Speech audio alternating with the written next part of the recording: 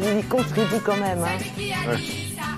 Ah, ça vous fait sourire d'écouter cette chanson. Salut Isabelle, ça va ce matin? Bonjour Laurent, oui. Bon, on en a parlé lundi, hein, la plateforme Internet de déclaration des revenus ouvre dans quelques jours, effectivement. Oui. Alors après vous avoir éclairé en début de semaine sur le prélèvement à la source, ce matin, on va s'intéresser aux taxes qui concernent l'économie collaborative. Ça concerne de plus en plus de gens.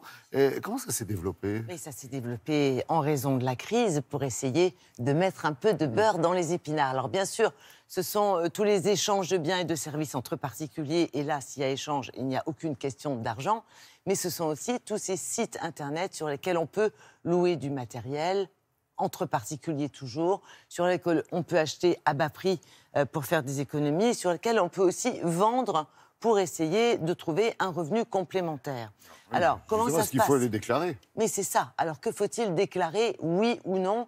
En fait, la Direction générale des finances publiques a établi plus ou moins un plafond en dessous duquel on n'a rien à déclarer, donc il y a quand même une tolérance. Ça, c'est pour résumer. Et puis, au-dessus de ce plafond, il faut déclarer. Mais ce plafond et les taux varient en fonction du type d'activité. C'était prévu dans les textes. L'économie collaborative n'est pas née avec la crise, elle s'est simplement développée. Mais on a aussi des activités liées à ce type d'économie qui se sont considérablement développées et qu'il a fallu rattacher au Code des impôts, comme par exemple le covoiturage. Alors comment s'y retrouver? Nous sommes rendus à Lille. Pourquoi à Lille? Parce que c'est là que se situe le centre impôts-services, avec une plateforme qui se charge de répondre à toutes les questions du contribuable. On est allé sur place, c'était beaucoup plus simple. Regardez, écoutez bien.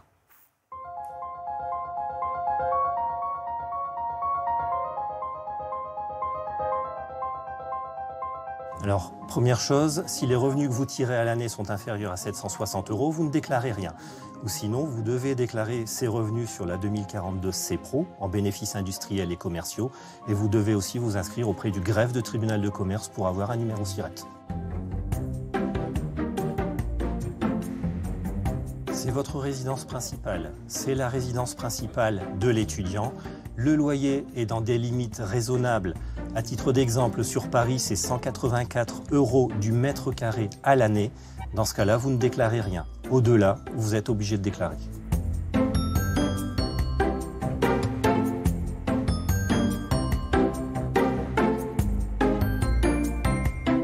Donc ces revenus sont à déclarer. Vous devez les déclarer sur la 2042 CPRO et en bénéfices industriels et commerciaux, régime micro, qui est le régime le plus simple.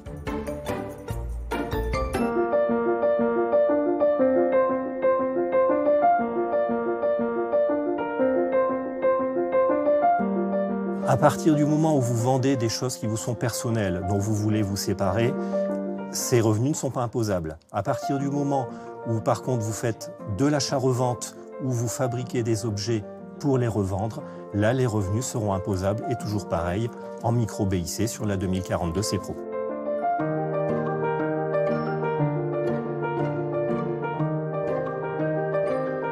Donc à partir du moment où il s'agit de bijoux, vous avez un seuil de 5 000 €. Au-delà, vous serez obligé de le déclarer et vous avez une taxe forfaitaire de 6 % qui sera appliquée.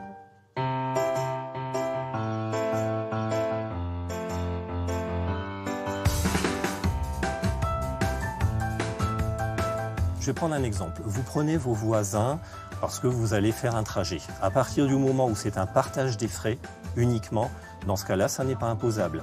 À partir du moment où vous faites un bénéfice, les revenus seront imposables, toujours pareil, 2042 CPRO, régime micro-BIC.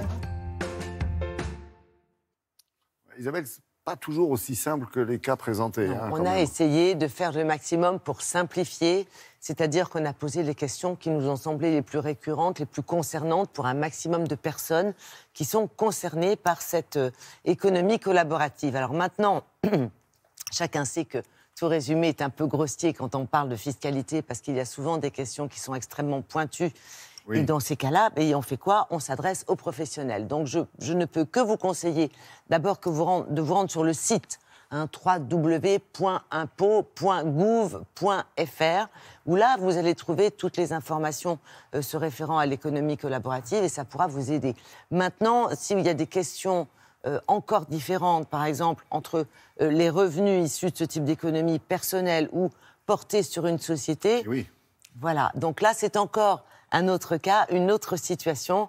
Et n'oubliez pas que vous pouvez aussi prendre contact avec votre centre des impôts. Ça fait partie de leur travail. Ils ne sont pas là que pour prélever les sous. C'est ça. Voilà, puis ils le font très gentiment, comme Et on ils le l'a font vu très gentiment et ils à connaissent l'antenne. bien leur métier. Merci Isabelle.